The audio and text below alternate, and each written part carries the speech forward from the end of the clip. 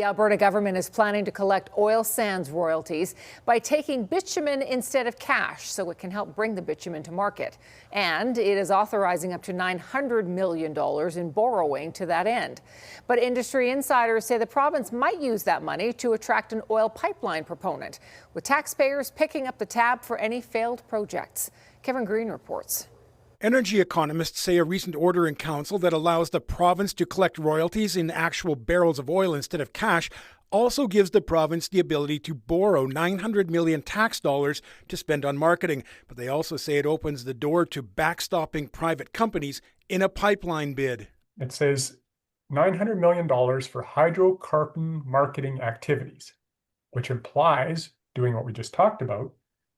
But it also allows for the purchase of shares, making loans, doing joint ventures, providing loan guarantees, or setting up subsidiary corporations. Richard Messon was once the CEO of the Alberta Petroleum Marketing Agency. He says selling royalty barrels alone would not require anywhere near that level of borrowing authority. Instead, he says the borrowing authority lines up with what would be needed if the province were stepping in to reduce the financial risk for a pipeline company. If there's no private sector proponent for a pipeline, and APMC is now going to step in and be the loan guarantor for the pipeline. Messon says the upside could be better marketing access and stronger royalties, but the downside is a significant loss for taxpayers if a project fails.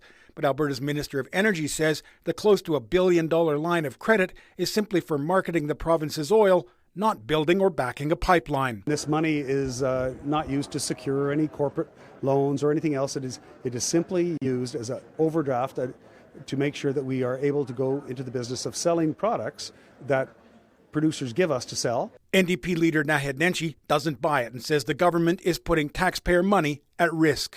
The problem we have is this government has never shown any evidence of being competent or sophisticated or thoughtful when it starts messing around in the private sector, which they are now doing. The Canadian Taxpayers Federation says even if the $900 million in potential debt is just to help sell Alberta bitumen, it's a price too high to pay. $900 million, right, of taxpayer money being put on the line by the government. That's a huge amount of money, and it's not, taxpayers shouldn't be propping up the government spending on this marketing, right? And Kevin joins us now. Kevin, let's be clear, despite the province and the feds reaching a deal, there still is not a private proponent for this West Coast pipeline.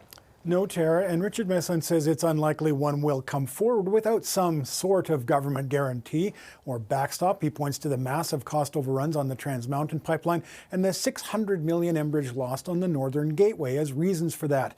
Under the Memorandum of Understanding, a private sector proponent must come forward by July 1st for it to proceed. Tara? Okay, Kevin, thank you.